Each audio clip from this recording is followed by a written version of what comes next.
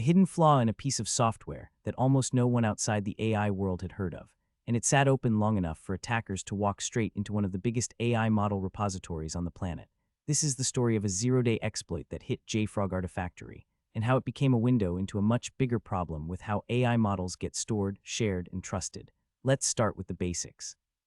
When AI researchers build a model, they don't just keep it on their own computer. They upload it somewhere central so other people can download and use it. Think of it like GitHub, but for AI models instead of code. Hugging Face is the biggest player in that space. Millions of model files live there. And to manage those files at scale, many organizations use a tool called JFrog Artifactory. It's essentially a software warehouse. It helps teams store, version, and distribute packages and files, including AI models. Now here's where things get complicated. Artifactory isn't just a passive storage bucket. It actively processes the files that flow through it. It inspects them, indexes them, and sometimes runs code to understand what's inside. That active processing is useful, but it also creates a surface that attackers can probe. A zero-day is a vulnerability that the software vendor doesn't know about yet. 0 days of warning, 0 days to fix it before someone can use it. The flaw discovered in Artifactory was exactly that kind of vulnerability. Researchers found it could be exploited in a way that let a specially crafted file trigger code execution on the server. Meaning, if you could get a malicious file into Artifactory, you might be able to make the server run whatever code you wanted. Now think about what that means in the context of AI models.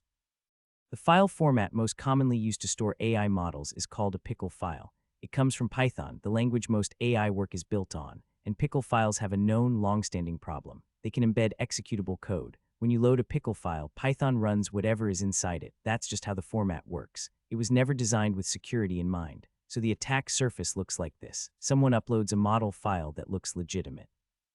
It's got the right name, maybe a plausible description, but buried inside is malicious code. When Artifactory processes that file, or when a researcher downloads and loads it, the code runs.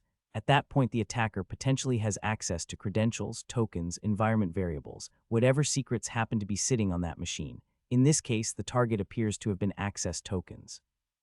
Those are the keys that let you authenticate to services, push and pull files, even impersonate legitimate accounts.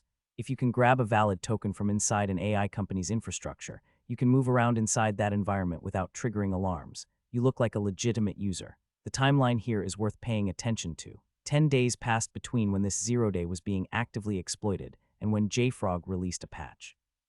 10 days where the vulnerability was in play, in a live production environment, being used against real systems.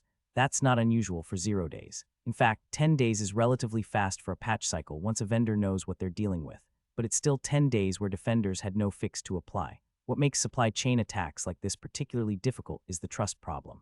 When you download a model from a repository like Hugging Face, you're trusting a lot of layers. You trust the person who uploaded it. You trust the platform to screen for malicious files. You trust the tools used to store and serve those files. And you trust the format the model was saved in. A flaw at any one of those layers can compromise the whole chain, and most people never think about most of those layers. The AI world has been moving fast. Researchers share models constantly. Teams download pre-trained weights to fine-tune them for their own use cases. It's collaborative and open by nature. That openness is genuinely valuable, but it also means the habits around verifying what you're actually running haven't kept up with the scale of what's being shared. Code signing is one approach to fixing this. The idea is that a model file would carry a cryptographic signature, proving it came from who it claims to have come from and hasn't been changed since. If the signature doesn't check out, you don't load the file. It's the same concept used for software updates on your phone or laptop.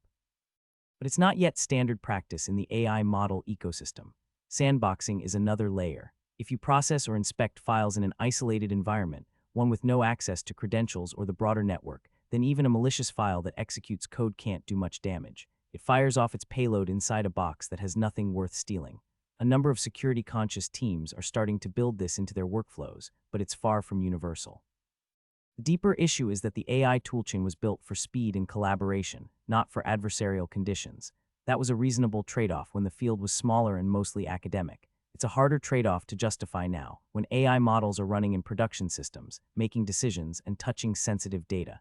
JFrog patched the vulnerability. Hugging Face improved its own scanning and detection capabilities. The specific gap that was exploited got closed. But the broader pattern, where complex software pipelines process untrusted files in ways that assume good faith, that pattern is still there. Every time a new file format gets adopted, Every time a new tool gets added to the chain, the attack surface grows a little. And the people building those tools aren't always the same people thinking hard about what a motivated attacker would do with them. This particular story ended with a patch. But it's also a preview of what security research in the AI space is going to look like for the next several years. The models are valuable, the infrastructure around them is complex, and the habits of the people using them are still